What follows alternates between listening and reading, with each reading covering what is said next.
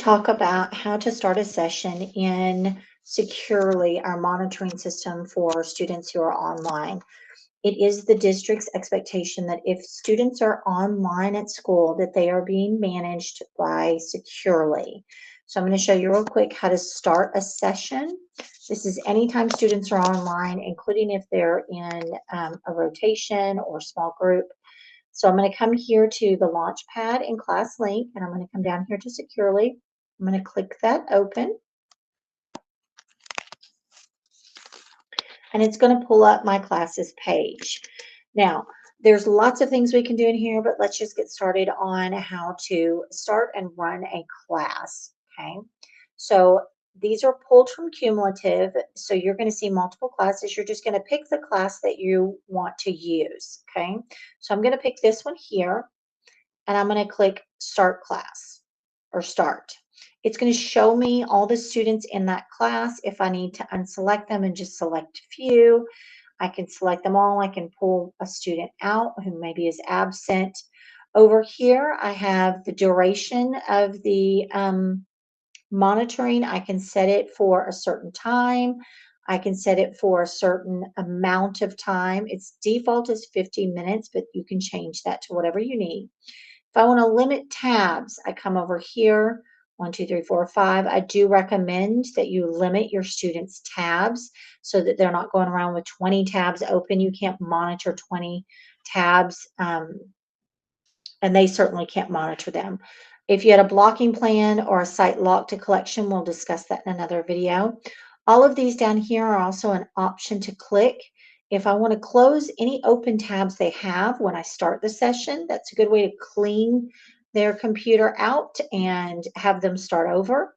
If I want to allow students to do a digital hand raise, if I want to allow students to initiate a chat with me, I can also play a chat alert sound that'll tell me a student's raised their hand or initiated a chat here. Okay, so those are all things you have the option to do right here from the start page. Okay, so I'm just going to go up here and I'm going to click Start Now. And you're going to see this is the page in which you see you have two view options. You have the card view, which shows me their screen and what they're doing within the screen, or I can change it to tab view. Tab view shows me how many tabs they have open.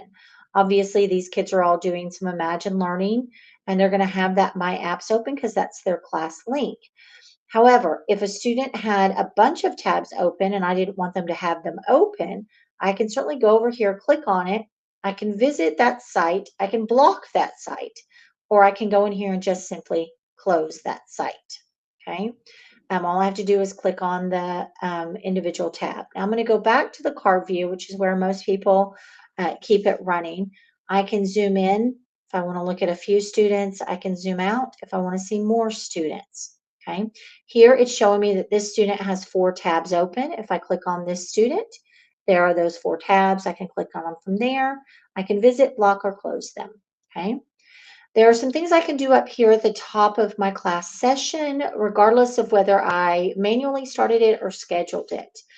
Right here, this is a great one because it's the screen lock.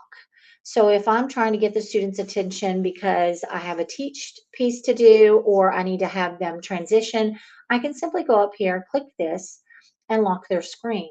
Then they can't do anything, okay? These students are obviously getting offline. You can see they're all starting to log out. If I wanted to lock them within a certain site, I can certainly do that here. If I had web links saved, I could do it straight from there, or I can manually go in and put in a URL right there. I can do that straight from this screen. I can also push a URL.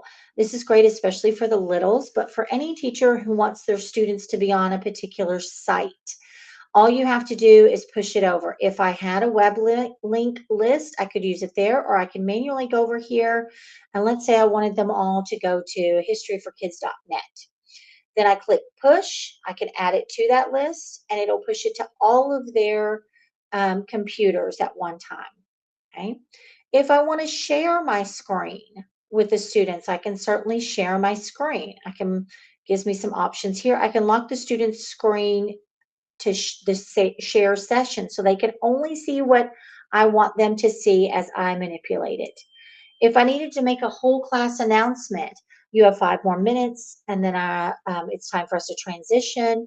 I can send that out. I can save recent ones. Okay, this is a great classroom management piece to this that I really like. And then if I have done anything, locked any screens or um, anything up here with a lock, I can release it right here. You also have the option to auto release when you click on it. Okay. Right here, auto release after, but I can also just go up here and click this little button. Okay. Um, that's really it for getting started. You just have to click the start and then go in here and you should be watching your students that way. I can click on individual students and see what they're doing. I can also, I have those same options up here. I can share a screen. I can save a screen. Okay. I can print out the screen if I need to. Okay. Those are all things I can do within this one um, tab. If you have any questions, please feel free to reach out. We'll have more videos going into more detail of ways to set up automatic sessions and other things you can do in the session.